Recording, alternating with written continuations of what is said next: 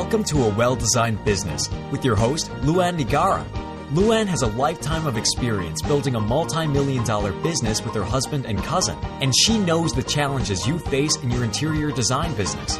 Luann brings you real-life answers to your most pressing problems, as well as practical strategies to explode your interior design business. So, let's get to the business of interior design. Hi, welcome to another episode of A Well-Designed Business. On the show today, Michelle Woeller is with me. Michelle graduated with a degree in fashion buying and merchandising from Seattle Pacific University, where she also studied interior design. After a career in retail settings and product design, she took some time off to focus on raising her children. Soon, in 2006, she became the lead designer for her husband's landscaping company, where she collaborated with him on designing outdoor spaces for both residential and commercial properties. In 2013, Michelle launched Summerlin Homes and Gardens, a design studio dedicated to beautiful design for both indoor and outdoor spaces. Then last year, summer of 2016, Michelle and her husband decided to move with their family to Cape Cod, and now she is working with Cape Cod homeowners to transform their homes and capture the wonder of seaside living. Today, we're going to talk to Michelle about how to build a new client base, what she had to do in this new community, and the various strategies she employed to get her interior design firm off the ground again. And I'd like to say, even if you've been doing business in the same area for many years, Michelle's tips can be applied to give your firm the shot in the arm it just might need. Before I introduce you to Michelle, I want to remind you about our sponsor, Cravat Inc., featuring CuratedCravat.com. Have you checked it out yet? Cravat Inc. has CuratedCravat.com, which is an e-commerce site where you can look at rugs, furniture, lighting, all of this and more with your client right there beside you, and never worry that the client will order behind your back. Not possible. Cravat has made it so that you are protected. Okay, so you can direct your client to the space, or you can search and resource yourself and then present to the client. It doesn't matter either way. Once you go in and you design what you want, you just click and delivered. Check them out today, www.curatedcravat.com, and be sure to use the code CKPodcast at checkout for 10% off your entire first purchase. Okay, let me introduce you to Michelle Woeller.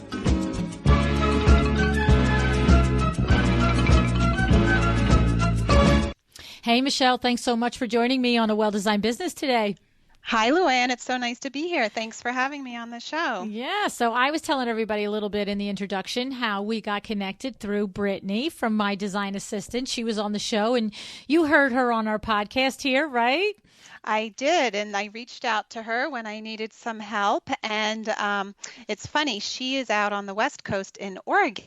And she lives about an hour away from my parents, who are in Bend, Oregon. So this past summer, when I was out visiting them, I was able to meet Brittanie, and we connected and had coffee and did a little furniture shopping. And yeah, so it was really nice to put a face to a name and make that connection. Isn't that funny? I didn't know that part of the story. That's fun. Isn't that so? It's so amazing how the world is getting literally smaller and smaller by all the people that we meet, isn't it?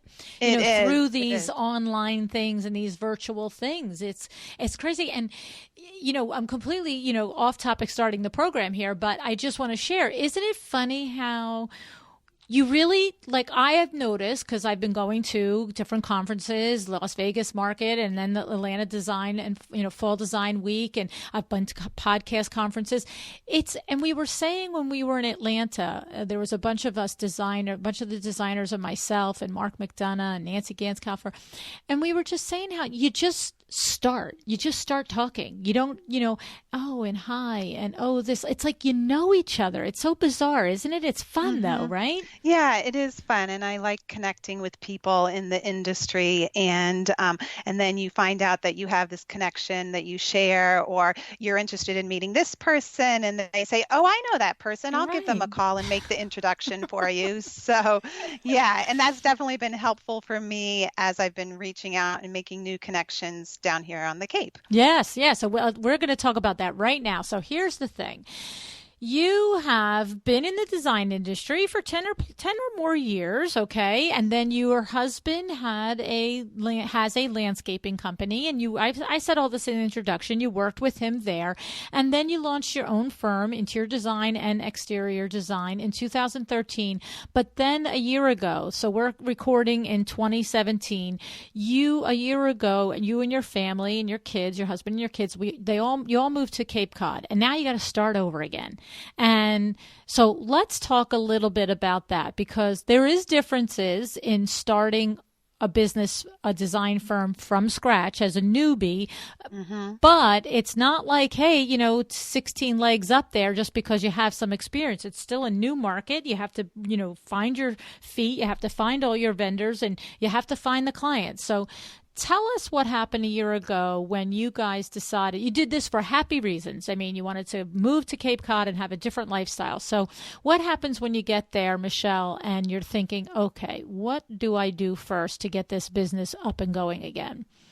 Right. A lot of things that had to be thought out. But, and to be honest, we decided 4 weeks before we moved that we were moving to the Cape. Oh, that part I didn't know. So it was definitely a crazy, crazy time for us. And we had to be out of our house just a few days before both of my older kids had to be off at college and moved into their dorm rooms and apartments. And 2 days before my youngest one started school. So it was a crazy, crazy time. So I got all the kids situated, and then I just took a big, deep breath and just pressed the pause button for a little bit. And that's when I really started thinking about the business and what I was going to do here and how I was going to make new connections. Now, we were an hour and a half away from the Cape before we moved. So was it around the country, Right. So I still had some clients in the Boston Metro West area that I was working with still, and I would, drive back up there when necessary and then work with them via email. But so I had that flow of income coming in. It wasn't like all of a sudden I had a break and then now I've got to start all over again. Okay. So in the process of finishing up those client projects, I was able to regroup down here. One of the things I did right off the bat was I have a profile on Houzz. And I do pay for marketing and advertising through there. So I changed my area that I was marketing to. So that started right away, and I am marketing through Houzz to all of the Cape. Okay. So I did that. Then I started looking through Cape Cod shelter magazines and home magazines, and who are the high-end architects and the builders and the vendors who I want to collaborate with and possibly work with and reach out to. So I came up with my list, and then I just started sending out emails and trying to set up meet and greets, and had to find new contractors and vendors and kitchen and bath showrooms. So in connecting with those people, just started to form a network down here. And it was probably in the very beginning of the spring, in April, that things really started picking up with clients and new projects down here. So it'll be interesting to see if the winter is slow again, and if that's kind of the cycle down here on the Cape, because you have a lot of clients and people who have houses down here that they're their second homes. So they're only down here in the summertime or at various points of the year. So that's been a little tricky, is where do I find those clients and how do I market to them when they are not living on the Cape year round? Right. Okay. So there's 3 things in there that I got to go back to. The first thing is the Houzz marketing. I'm going to go back to that, even though it's not germane. Well, it's sort of germane to what we're talking about, but I have had a lot of designers. It just seems like in real time now, in the last month or so, it seems to me that it keeps coming up in the different designer Facebook groups I'm in. I'm either reading this statement: I don't pay for house marketing and never will and don't think you should. Of course, nobody ever says anything that definitively, you know what I'm saying? Or Right. asking, do you pay for house marketing, and do you think it's worthwhile? And then others, I mean, I actually can't, I don't know for sure I've found anybody who is a huge proponent of it. So it's interesting that you do it, and I want to pick it apart a little bit. So what do you think? Why do you continue to do it? You started it a year ago. So we're saying it was a year ago, September 2016. It sounds like all the kids are off to school, or August 2016, the kids are all off to school. And now we're recording November 2017. So do you continue to pay for house marketing at this point?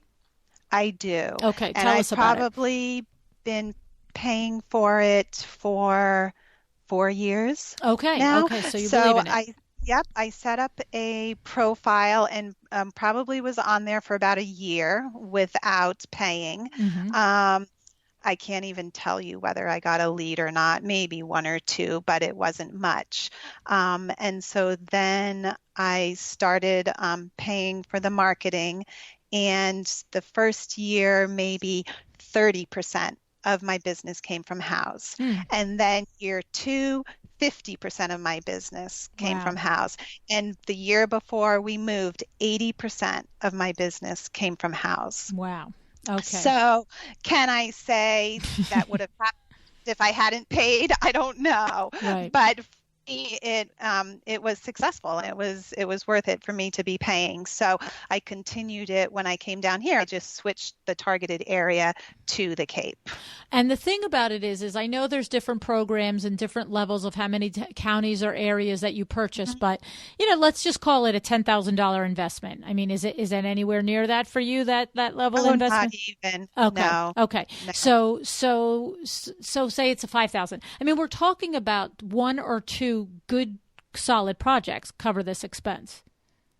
Right. And I'm probably paying around 3,000. Okay. Because thankfully all of the Cape is one county. Okay. So it's one area, and I get all of the Cape, and yeah. And we're talking per year, not per month, right? Correct. Right, correct. right. Okay. So then that's funny, because for me, I would have to really, I don't often in the designer groups, I don't often insert my opinion there, because I feel like I'm sort of a guest there. I don't know. They'd have to tell me differently, but I know the groups are well managed by their leaders, whether it's Rachel or Claire or Veronica. And I feel like when they come in to ask a question, that's who they're asking the question of. If somebody specifically tags me and says, what do you think? Then all day long, I'll help them. But it's funny, because often when I see that, my first thought is, what would it cost you to do it for a year, and how many projects would you have to get in order for it to be worthwhile? You know what I'm saying? So anyway, all right. So, okay. So that's good. So for you, it specifically worked, and you continue to use it. Okay. Awesome. The next thing that I wanted to pull apart in there is that you said that when you first got into the Cape, and started getting settled and looking around, you went to the shelter magazines that specialize in the Cape and started to identify the architects and the builders for that area.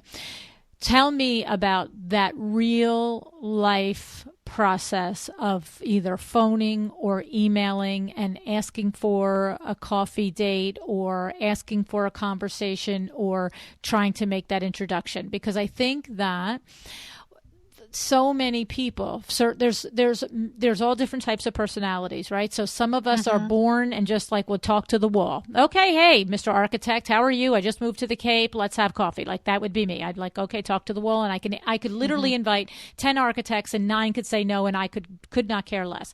But I know that that's not the case for many people. And so for others, where it's more difficult to do that, and they understand that it's valuable to do it, we need to be more specific on exactly how we do it. Can you share that with us, Michelle? And also share if it's easy to your nature or difficult to your nature to do it. Sure. Those are some great questions. I find it easy to talk to people, but when I have to cold call people, that can be a little intimidating to me. Okay. And I'm not pushy by nature. And so if I have to keep kind of hounding someone or send out that third email or make that next phone call, I feel like I don't want to come across as being pushy. Okay. So Starts to it get is a uncomfortable. little bit uncomfortable for me. Now, let me just say, the more you do it, the better you get at it. And I really tried to hone in what I say in that first email. So as a designer, being new to the area, I would say to them, I'm looking to reach out to builders. Let's say, for example, I'm talking to a builder or emailing a builder. I'd like to find a builder that I can align myself with and who I can refer clients to when they come to me with projects. So if I have someone who says we want to do a renovation to our kitchen and we need some walls taken down and this, that, and the other, do you know of someone?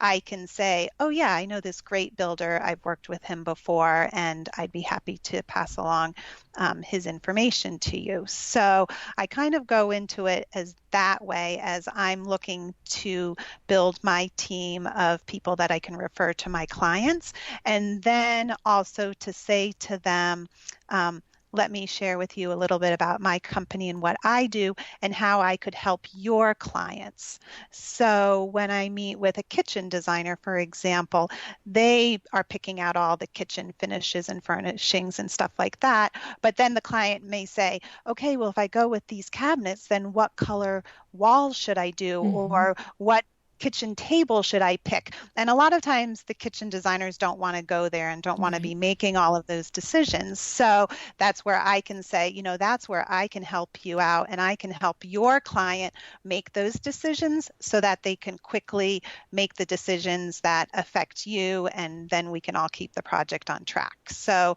it's kind of a two-pronged approach when I talk to them. I love it. I mean, it is the absolute principle of, you know, a successful sale, creating the win-win. And you're starting out not by asking but offering. You're starting out, and and this is the thing when I often work with people in coaching them and helping them with their sales process.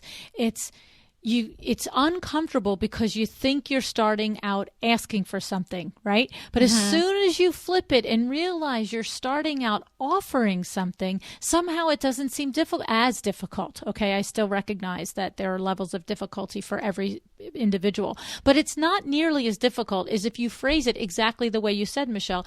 I'm new to the area. I'm an interior designer, and I'm bound to have a client that's going to want to do a renovation, and I, would love to have my team in place. Can I speak to you? Can I talk with you and learn about your business and what your parameters are? Are you a full service build? Are you only full houses? Will you do a one bathroom, or will you do a one room addition?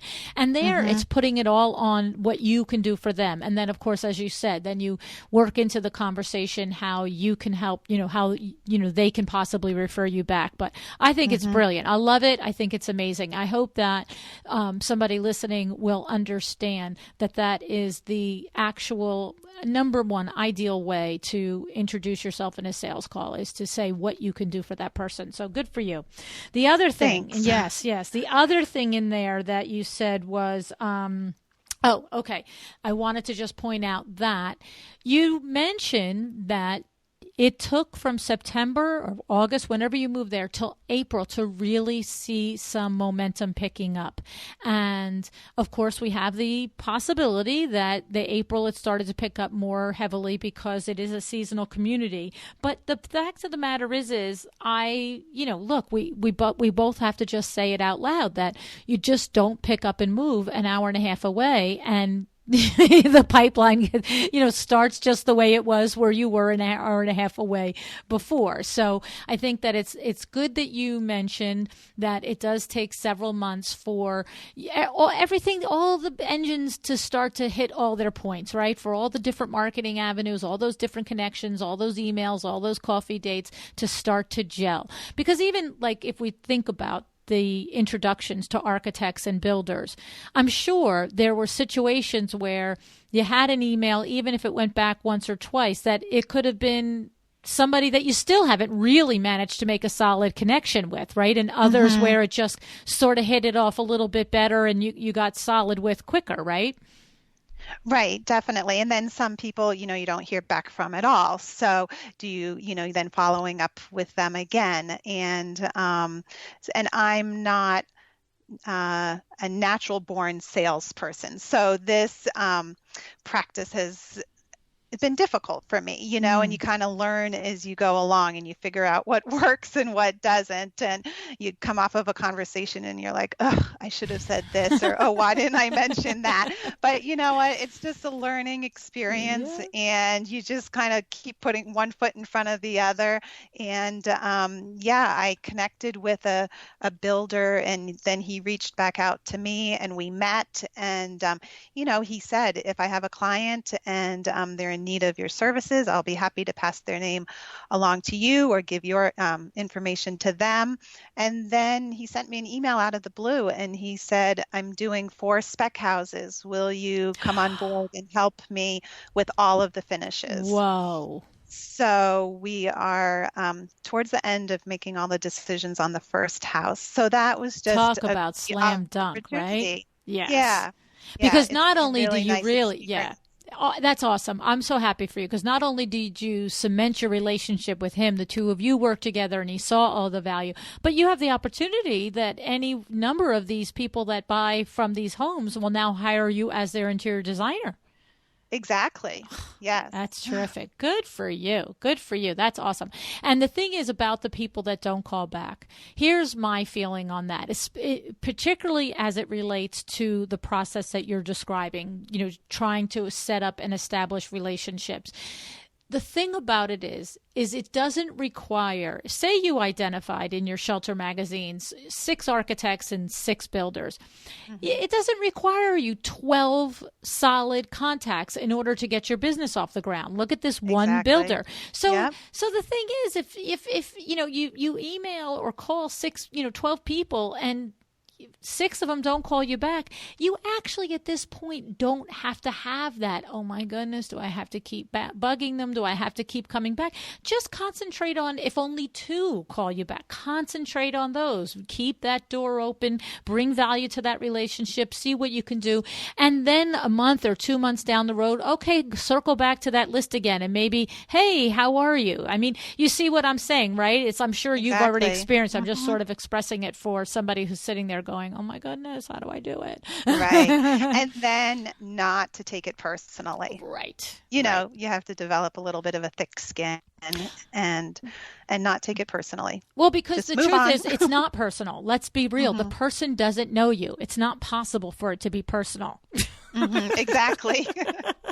You're so matter of fact. It's the truth though, right?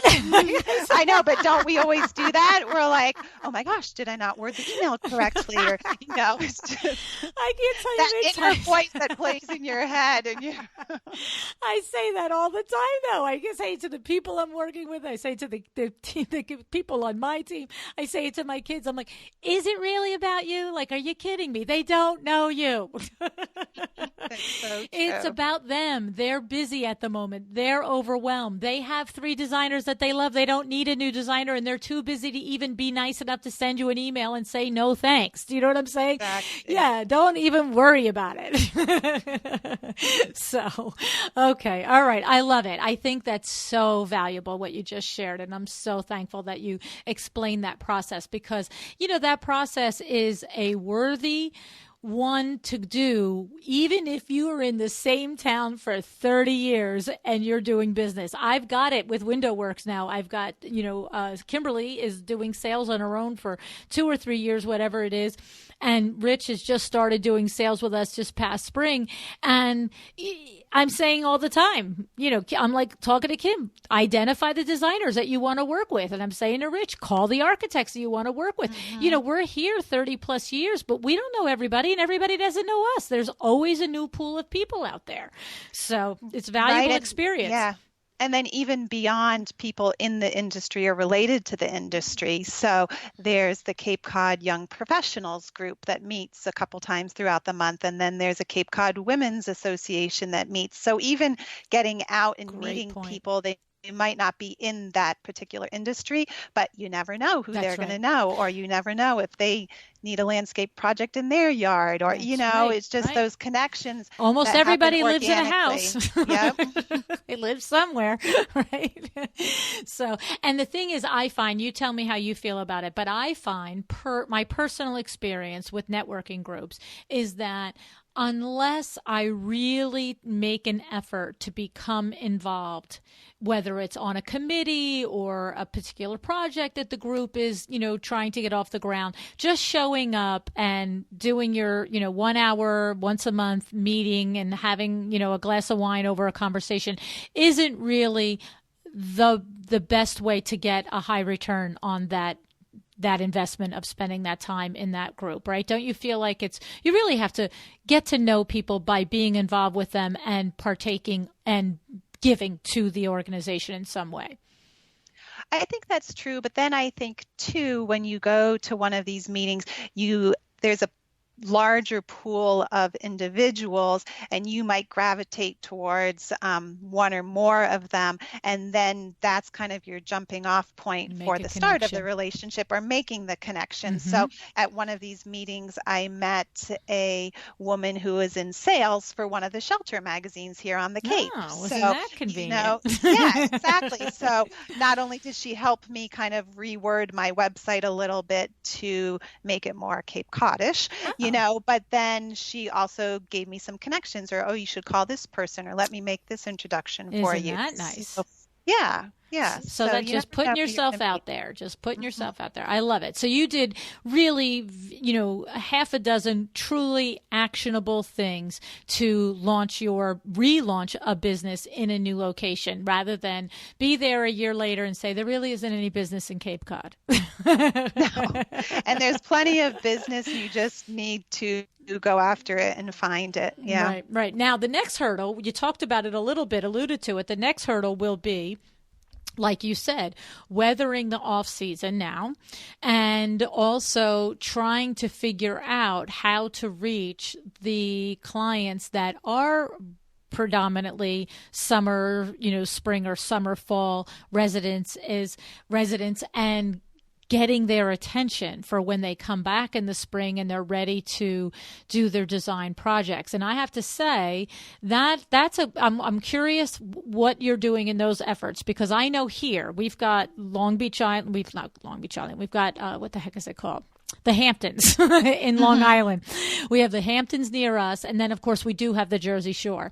And I have to say every single job I've done on both locations has always been through either our direct client has a home either out at the Hamptons or on the Jersey Shore, or their designer is our client and their designer is New Jersey based. And so very often people do take their Boston designer out to the Cape with them. So what are you thinking, Michelle, when you're looking forward to trying to capture some of that market and have them, not necessarily come walking through the door with their city designer? Exactly. And that's a good point, because a lot of people who are purchasing a second home or have a second home down here on the Cape, they have their designer up in Boston or New York or Connecticut that they are bringing up here. So I think going through builders is a great source, because let's say they are doing a renovation or they're building a new construction, they're connecting with that builder for whatever reason, and then through the builder, hopefully you can make the connection with the client. So that's why, again, I was trying to reach out and make those connections with the builders, because I did some Facebook ads and selected Cape Cod as the territory, but after I did a few of those and didn't get any response, my thought was, well, if someone's living in Boston, then they're not going to see that Facebook ad. Exactly. So it's just trying to figure out the best way. And to be honest, I can't say like, oh, this is what I did and this worked. Right, because you're still really knee deep in it. You're just wading through it now, and you're going to see through the second season. But I have to say, you know what? I think your other idea where you expressed that you were connecting with the different vendors in the the area that are trade specific. So like you mentioned, the kitchen designer, even a homeowner that possibly used a full service interior designer in their Boston home. If they're just redoing a kitchen at their Cape home, they may really not bring the designer down for that. They may be thinking, I just need the kitchen design. I'll use the kitchen designer on the island. But then it is what you said. It becomes, and what kind of light should I have? And what kind of table? And so maybe, those connections for you will help to spread your wings a little with those clients, because again, they're not going to take their designer necessarily from 2 or 3 hours away and say, come pick the table and the lamp. You know what I mean? The chandelier, where they would easily hire you to do that. So I think that's neat. And then the other thing is the idea that occurs to me is, and I want to say it's Deborah Rosenberg from Damari Design, and she's also the creator of the cruelty-free design program, the cruelty-free certified course. You've heard that podcast. Her design firm is in Miami, Florida, so she's the same way. She gets a lot of clientele that are coming in from other parts of the entire country, and of course you're talking about, and I'm sure it's the same with the Cape as well, but very high-end clientele. And even for her in different parts of the world, they come in and they have an apartment or something in Manhattan, in Miami, I mean. And I think it was her that said that what she does is she knowingly puts it on her website that she will collaborate with the out-of-town designer and work with them to be their boots on the ground. Oh, that's a great idea. Isn't that interesting? I know. I thought it was a great idea too. And I thought, I'm right here in New York City. Why am I not advertising that? So we put it to our website. I'm pretty sure I have to credit Deborah Rosenberg from Damari Design with that. But so that's something that when you are designing in a resort area that, because look, like for us, Manhattan and the Hamptons are 2.5 hours each way, and that's without a stick of traffic. Right. So for an interior designer that is 2.5 hours away from Cape Cod and they just need to be checking on the progress of the build all through the week and month, and they're going to come in maybe twice a month, it might be worthwhile for them to sort of figure out a way that the two of you can collaborate. You can both make some, money on it and serve the client's needs. So it's an idea for you. That's a great idea. And I enjoy collaborating with designers on projects. So that could be a great option. Yeah. So really cool. Okay. All right. So now let's talk a little bit about one of the other things that you did this past March was you went to, it's called 10X Growth, 10 times. How is it called? 10X Growth Conference. You corrected me twice off air. 10X Growth Conference. Now, this is a huge conference. I mean, to me, like I've been to Tony Robbins, events. That's what this is like. It's one of those big, huge. Les Brown is there, Damon John, Lewis Howes, Kevin Harrington, all of these people. And that's just, 4 people out of a dozen name, just leaders in business world industry, right? In business industry. Tell us about your husband and yours experience with going to this and why you decided to go and what you got out of it. Sure.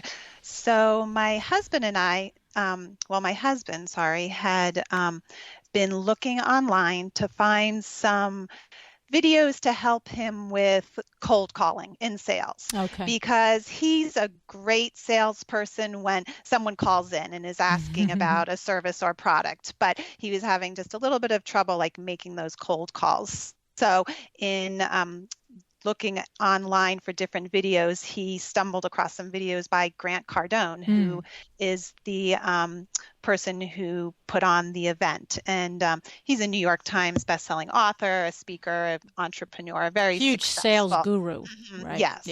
Yep. So last winter, my husband was watching all of his videos, and I was starting to feel like Grant was a part of our family because every time I went into his office, there was Grant.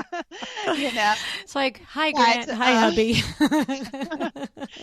Yep. So that's how he heard about the event in Miami. And he said to me, do you want to come with me? And because I'm sure you could benefit from it too. And I'm like, a week in Miami in March. Sure, I'll go. Daffy Duck could be talking. I'm going. I know. And a funny story, there was this big snowstorm that was supposed to hit Boston the day that we were supposed to leave. And I said, like, we can't not make it there. Right. We've spent all the money, we've got the hotel and the airfare and stuff. I said, like, we're just going to have to try to leave earlier so that we can get down there sooner. So we did. So we ended up getting an extra 3 days in Miami. It was nice. And it was great because we had time to get down there and kind of relax a little bit. And then this 3-day event was just so intense.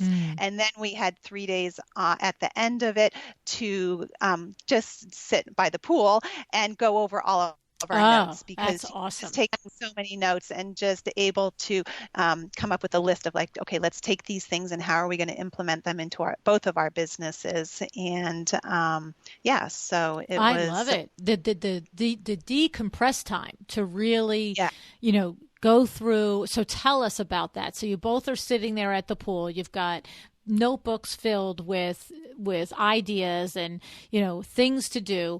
Can you recall some of the number 1 or 2 things that each of you implemented in your businesses? Were they the same? Did you have different initiatives? What are some of your big takeaways, Michelle? Sure. So there were over 20 speakers, and we were there from 9 in the morning till 7 at night. So, and they all came from different industries, but they had their own journey and experiences, but there were some main themes that we kept hearing over and over again from each of them. And so one of them was they had all started from nothing. They didn't get a successful business handed to them. They didn't come from money, but they put in the hard work to build their businesses. So Les Brown had said, it's not where you start, it's where you're going. So I think that was just a great thing to hear, because sometimes you think, like, oh, I can't do that. I don't have the money to do that. Or, oh, if I was bigger, then I could do this. But everyone that spoke had started from nothing. And then you could see years later what they were able to build from just the hard work and the grit and the resilience. And all of them talked about how they had failed over and over again. And I think sometimes we're so hard on ourselves when we do fail or make a mistake, and then we get stuck. Right. And then you're like, oh, I'm not going to try that again. Or, oh, I can't get up from this failure. But instead of letting it break them, they got up and they learned what they could from that experience, and they tried again. And some of them had gone through many failed businesses and didn't even reach success until they were in their 50s. Wow, all the way then. I'm kidding you. And I think it was Damon John who said every overnight success takes 15 years. That's right. That's the truth. So, yeah. Yeah. No, I mean, look, we talked to Candace Olson on the show. I remember I titled her show An Overnight Success in 25 Years. You know what I mean? Yeah. It's like we all think of Candace Olson, like she just popped out on the scene there. But, she was on the show and discussed all the different things that she had been doing year after year after year to be an overnight success. And I think what it is when you talk about how you were impressed, how it hit you that everybody shared that coming from nothing. What it is it just shows you that it's possible, right? It shows you that, oh, I can do it too. There's nothing really particularly special about that person that they have that I don't have. Now, you do go on to discover that they do have, certain things, right? They have certain characteristics that they share. So when they fail, they get back up again. And when they fail, they probably aren't repeating the same mistake too many times before they're like, oh, hello, don't do that again, right? Right. So tell us some more things that you guys learned. But they all took a chance and they let go of that fear and then just went for it. So, and like you said, from that failure, let's figure out how to solve the problems.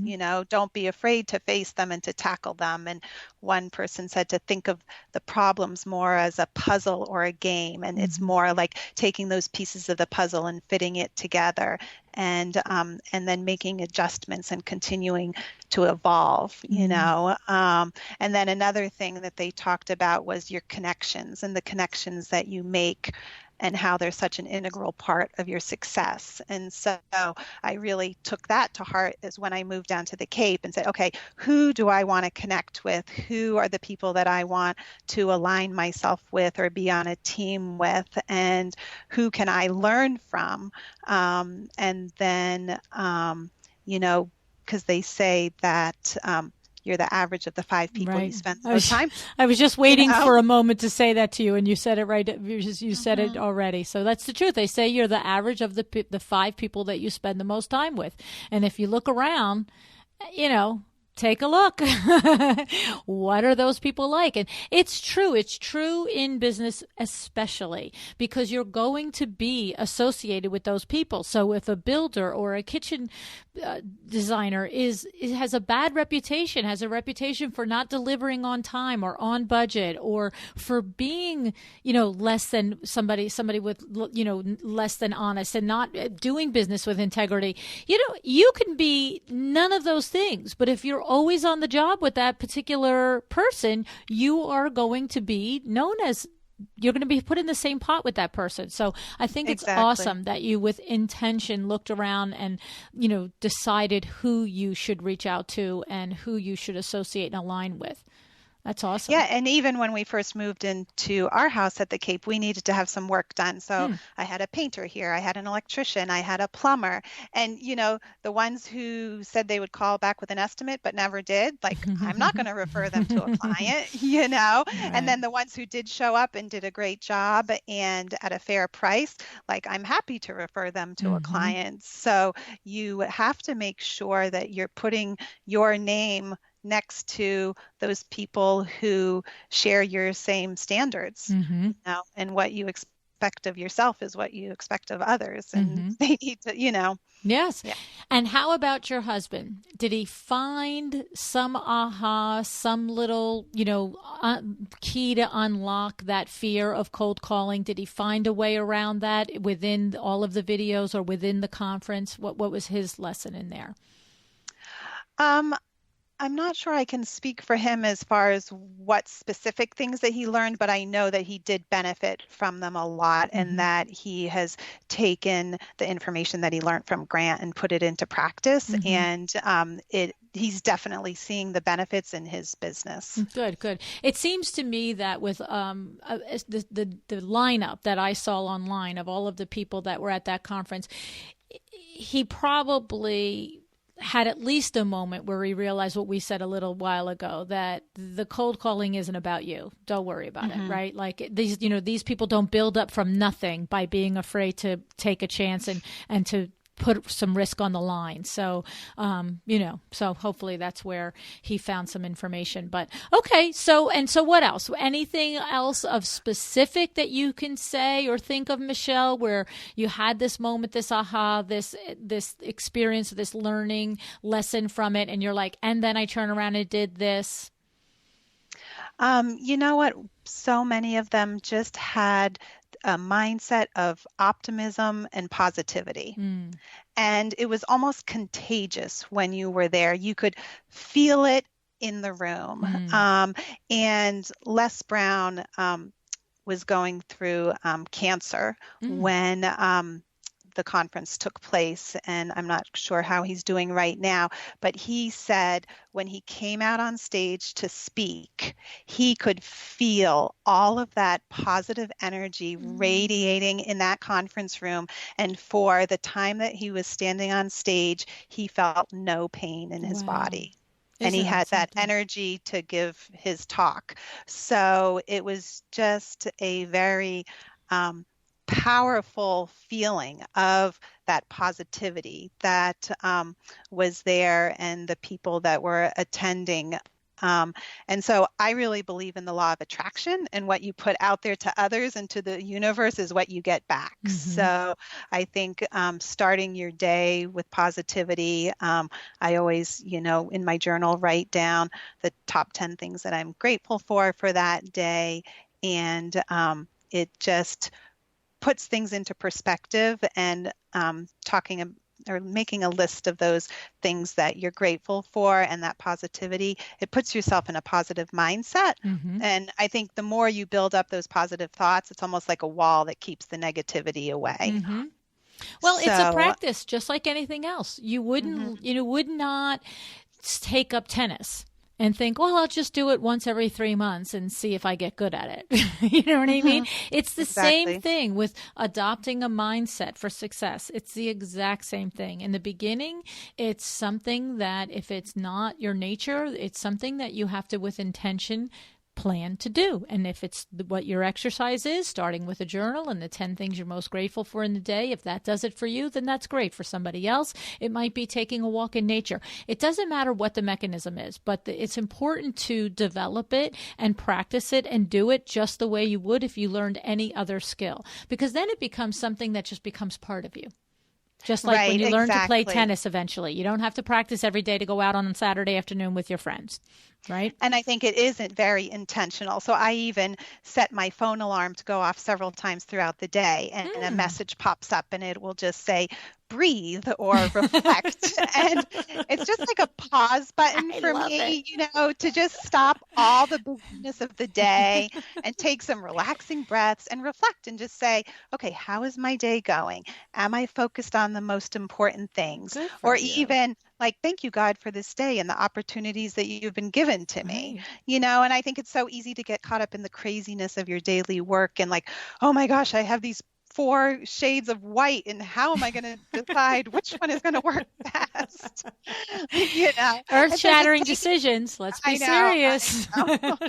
So just taking those moments throughout the day allows me to reflect on how my day is progressing and then to redirect if necessary. Because sometimes you get sidetracked and you get caught up in different things, and then it's 5 o'clock and you're like, oh, well, I didn't get my top 3 things done. Right. So if I check in with myself throughout the day, then I can at least redirect or regroup, and not lose a whole day and be like, oh, okay, that's got to go on tomorrow's to-do list. Okay, I like that. So you're not only using the alarm reminders as an internal mechanism to reset yourself personally, individually, inside of you, but you also then take a moment to just assess where you are productivity-wise. And you're like, am I getting my top 3 things done today? Oh, no, I've been down this rabbit hole on something that's wasting time. Let me I always say, like, the GPS says, recalculate. Yeah. Recalculate. Exactly. Like, we're down the wrong road for too long. So I like it, Michelle. That's awesome. Very good. That's a great practice you have. It's very nice. All righty. So now tell me about your firm. Tell us about the firm. Are you solo at this point? Do you have an assistant? Do you have a bookkeeper? What does that look like? Do you and your husband share some of these business, things together, even though you have separate businesses? How do you do all that? Sure. So my husband and our businesses are completely separate. Okay. If he gets a client that needs some landscape design work done, then I come in and I do that design work. The client pays me, my company, directly for that design work, and then they are free to take it to whoever they want to actually do the installation, or of course, hopefully we want them to have my husband's company to do the installation. And then if I have a client who comes to me and wants some design work done, I do the design work, and then I hopefully have them do the installation, or have my husband's company do the installation for them. So we kind of share clients back and forth, but then my husband and I always collaborate on those projects. So so we each have I was going to say, do you each work out of the house or in the house? How do you set up the actual physical businesses? So currently my studio is out of the house, and he has an office space for his company. But because it's off Cape, he does work from home a couple of days from a week, and then he goes into the office as necessary. Okay, so you have a separate studio space outside of your home, and his... No, in my home. Oh, in your home. Okay, understood. Okay, and then how about, do you have any employees? Do you have a bookkeeper? What's your business operation side look like? Sure. So before we moved down to the Cape, I did have an assistant who worked with me. And then since I've come down to the Cape, I have not, but I use Brittanie Elms Right. for a lot of help with floor plans and sourcing furnishings and stuff like that. So that's just been a great resource for me. And she's been a big help in that area. I definitely have a bookkeeper. And I had to find a new one when I came down here. So I have one that I like, and she just comes once a month and balances all the books for me and takes care of all my record keeping, and that works well. So I'm kind of at a point where I have to decide, like, how big do I want my business to get? And that's what I've been mulling over lately. Do I want to hire a full-time employee? Do I see my business doing in 5 years from now? Do I want to have a couple of employees? Do I want to have a storefront in one of the towns down here? So I'm just kind of processing all of that and working through that to kind of determine which direction I want to take my business in. Okay, because the world is your oyster, right? You know that from being at the conference. You know that from being a designer for many years. It's just that at this point, you're consciously deciding what your intention will be with it. Correct. I love it. Yeah. And do I want to have 5 employees? I mean, Right. maybe I don't. Right. Maybe I only want to have 1 employee and keep it, a fairly small company. So just thinking about that now, I'm kind of in the process of deliberating and seeing which direction I want to take it in. Mm-hmm, mm-hmm. And of course, I think it's smart that you're deliberating it because, as you said at the beginning of the conversation, you're only going to come into your second off season in this seasonal community. So that a big part of that will be if you're able to develop and sustain a pipeline of a certain level for 12 months of the year, because Exactly. That's important. If it's Yeah. if the business is going to ebb and flow, like most of our businesses are going to get slow December, January into February, but yours could potentially slow from as early as October to as late as March or April. And if that's going to be a yearly thing, then you may not really want to carry the burden of employees through that. And until you can build it up where that doesn't happen to you, right? Exactly. And just to see the cycle down Right. here, maybe last winter was slow because I was brand new and no one knew Right, about right, me. right. Excuse me. And this year, I've got those spec house projects, and I have another interior house project that, could take me through the winter. That's right. The referrals that come from there could really be the exact thing that you need. Mm-hmm. Okay.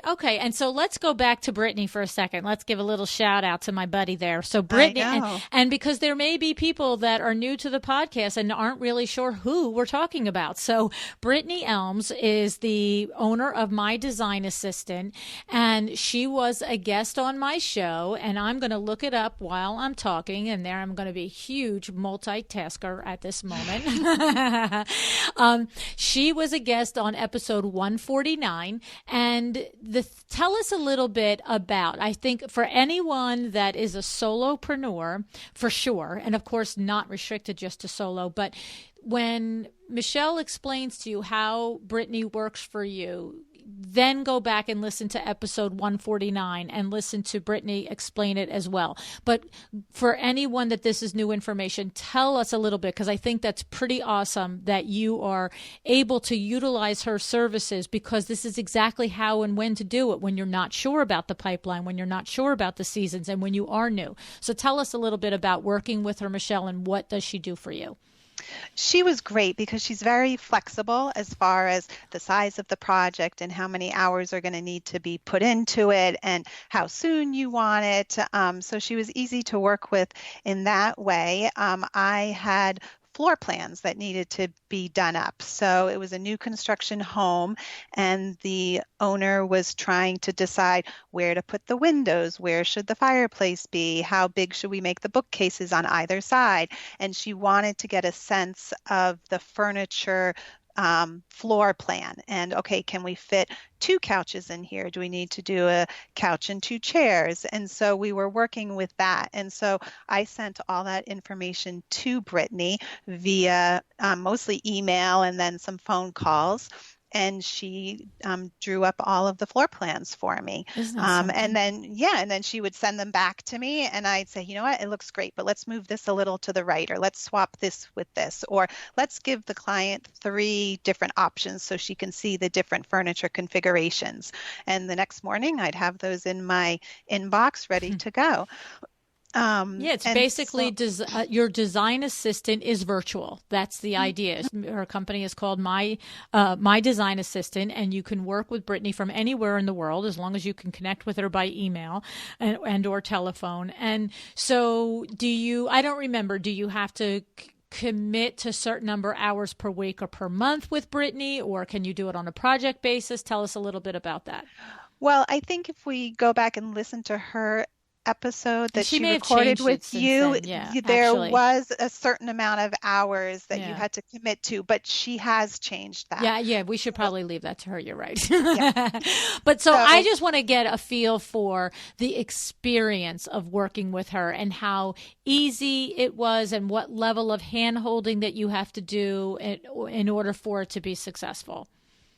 No, once I provided all the information, the measurements, and whatnot to her, there wasn't really any hand-holding for her to get those back to me. Great. And if she had a question, she would email me, I would respond, and then we would be good to go. Perfect. So, and then we did another project where I told her we're creating a family room / hangout space for the family's teenagers, young adults. This is the look that I'm going for. I sent her some images. This is the mood I want to kind of create. These are the items that we need to furnish the room. These are the measurements. And she did up a floor plan, and then she also sourced the furniture and items for me. Isn't that something? Yeah. Yeah. And you learned about Brittanie from listening to the show. I did. Yeah, that's so cool. I love it. Yeah, she's I've terrific. learned about a lot of people from listening to you on the show. Oh, really? So I had listened to Michelle Williams and her podcast that she love did Michelle. with you. She's been on the show twice, Yeah. Michelle Williams. Yeah.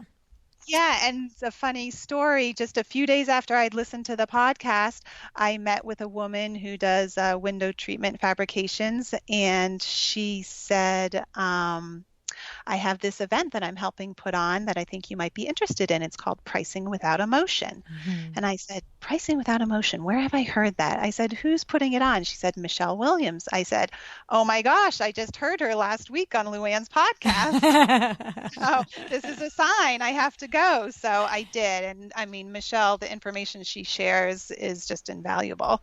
Yeah, she really is something. Michelle was on the show. First of all, her company is called the Scarlet Thread, right?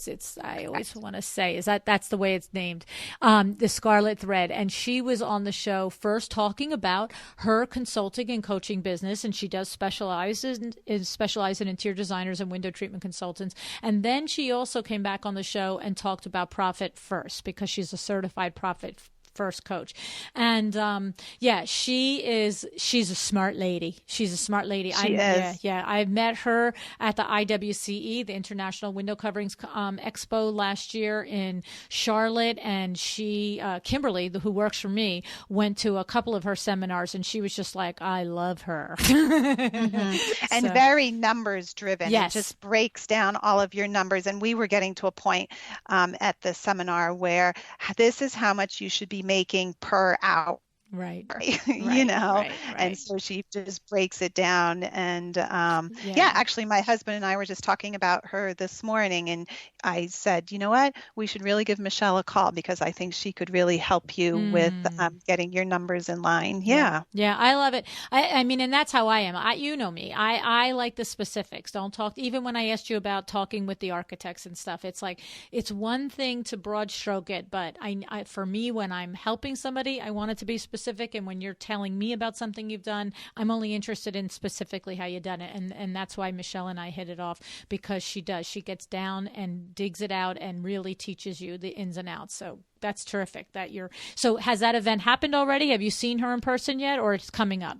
I did. Nope, it was, I'm trying to think if it was in the winter sometime Oh, or so it was late last fall, year but yeah, already. so it Okay. was last year. Okay, Yeah, awesome. Very good, very good. So, last question. You did yeah. spend a few years working side by side with your husband, and I have recently had designers reach out and say, a little couple of questions here and there when you have a guest that does work with their husband about it. So, you don't work side by side in the same business anymore, but in 2006, you were the lead designer in his company for the landscaping business. Any insights there that you want to share with people on doing that? And You know what? I've had a great experience. We mm, work really well together and we enjoy it, and that's why we continue to do it. hmm So we each have our area of expertise, and we've learned to trust each other with those areas, which I know you talk about all the time with your husband and working with him, and and our strengths and weaknesses that we each have kind of balance each other out. So I really like working with him, and I like when we go to a client's property and we're walking the property together yeah. and throwing out ideas and kind of bouncing ideas back and forth. And he'll bring up something that I like didn't even think about, Right. and oh yeah, that's a great idea. Well, then what if we take it this direction and do this? And so we both enjoy it. We really That's great. like it. So but the work does overflow into family time, and then you're eating dinner and talking about a client, and so it's hard to turn it off sometimes. So No, it's true. But you know what? I see. I never really minded that we didn't turn it off too much. I mean, hard conversations, pointed conversations, heated conversations, we did not have in front of the kids. You know what I mean? And mhm, it might start as a normal conversation and go to crazy pants, and then of course we had to like look at each other and go, okay, we'll table this. So right. I'm not saying that it never happens is my point, and it does. Usually you're not expecting when it happens, but I do know for us that we would do our very best to then eliminate that in front of the children. But all the rest of it, I never minded it because I felt like it was like a college education right at the kitchen table all those years about how to talk with a client, how to handle a project, how to, reach out to a vendor, how to negotiate a win-win for everybody in the middle of, a chaotic nightmare of an event. Mhm, And so it's funny because often when we talk about working with our spouses of, having to be able to turn it off. And when I really look back, I don't feel like we ever consciously said we're turning this off, unless it was like that. It was reaching crazy pants level, and we're in public. You know what I'm saying? mhm. Even the public is our own kitchen table with our kids.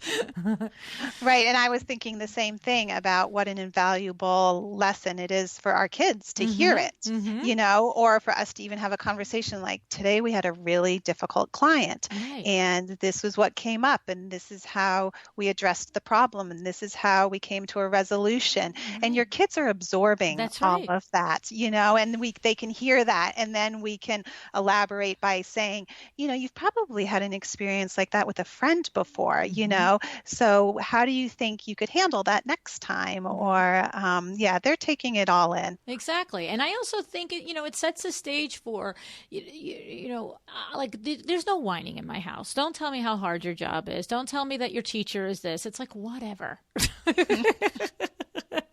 You don't get to pick your teacher. You don't get to pick, this, like that's it. You got to work it out. Mhm. I know. So, Well, and of course, we came back from the Grant Cardone conference all pumped up, and he yeah. handed out all these bumper stickers like, no negativity, positively only. You are responsible for the success of your business. So we've got them all pasted up on the fridge.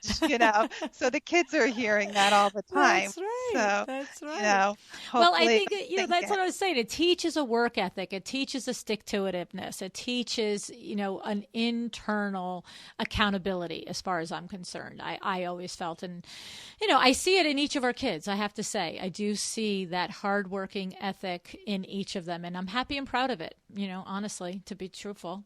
So. And then, they'll look at us and say, wow, I know how hard they worked to get their businesses to this point. Yes. Wait till you get that statement out of your kids. It's an awesome moment. My youngest, I remember, she went to college, and her first summer after college, she came to work at Window Works.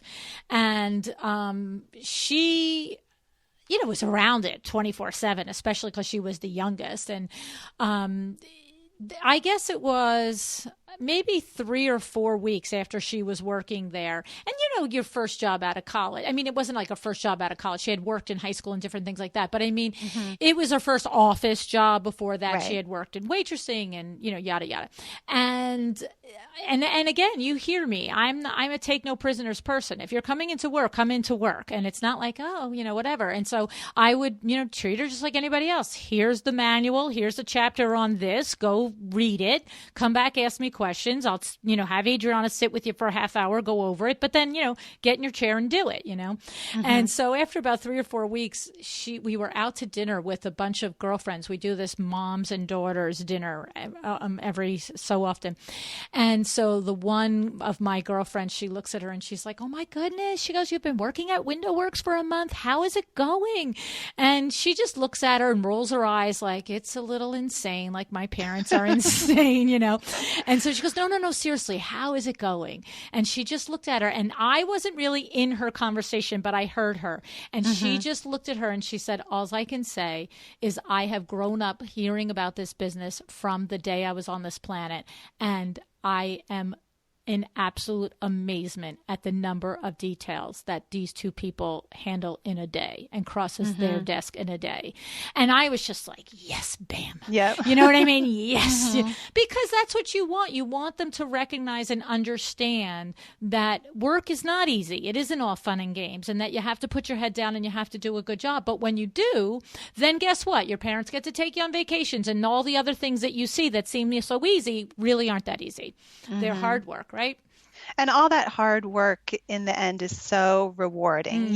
When we see a client's property, all the plantings that we did, and our vision has come together and it's there, and you're like, wow, we did this, we created this. And the same with the interiors too. You have a vision for someone's space, and then it comes to life, and you're like, okay, yep, the furniture got back ordered and the electrician didn't show up and we had all of these issues. But in the end, it's so rewarding because we have this new beautiful space, and the clients are thrilled and appreciative of all the work that you did.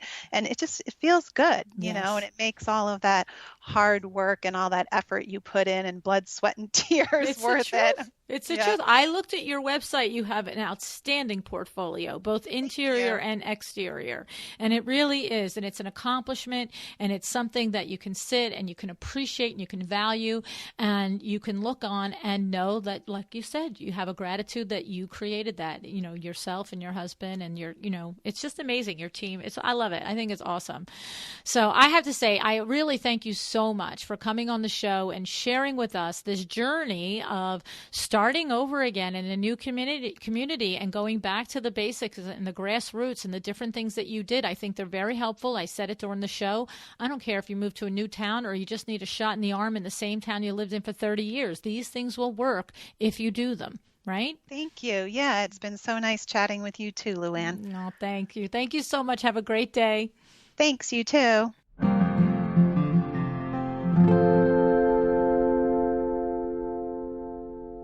So not so easy, right? Picking up, moving your family, your business, starting all over again. But did Michelle sit and wait to be discovered by her community? No, ma'am, she did not. She went to networking events. She reached out to builders and kitchen designers, and she let them know how she could be of value to them. She let them know how she could make their life and their projects easier. And I have to say, I was thinking when she was talking about that, it reminded me of Judith Neary. Judith Neary is my expert design panelist with Corey Klassen for my Design Biz Live series. And Judith talked about in the last episode of Design Biz Live how she, in her defining her zone of genius based on the self-assessment that her and Corey devised, she really has no interest in specifying anything outside of specifically the kitchen and bath. She doesn't want to talk to you about wallpaper. She doesn't want to talk to you about carpeting. She doesn't want to talk to you about buying the furniture. And so it made me think how truly valuable it would be to have a collaboration with an interior designer who loves to do all that stuff. So Michelle's idea of going out and reaching out to not just builders, but also to kitchen designers and bathroom designers is really a really good suggestion. Okay. Another thing that I loved is that Michelle and her husband invest in their business and in themselves by going to conferences and events where they're going to learn new ideas, be inspired by successful business owners, and where they can increase their larger network of business owners. These are all great steps and necessary steps for continued business growth. And by the way, if you aren't aware of my Design Biz Live series, you can either go back in the iTunes archive or to my YouTube archive and look up episodes 206, 233, and 246. And next week, I'll be airing the next one in this series. It'll have Corey discussing the self-assessment questionnaire and how he utilized the results when he determined the fees for his design team and for the projects that they bid on. So be sure you're following me on Instagram and Facebook and our email list so you always know when shows like this are coming up. On Instagram, I'm at Luann Nigara. On Facebook, it is facebook.com/awelldesignedbusiness. And if you'd like to be on our email list, just text the word Design Biz, DESIGNBIZ, no caps, no spaces, to the number 444-999. Okay, so text the word Design Biz to the number 444-999. That's it for today. I hope you enjoyed the show. Have an excellent day.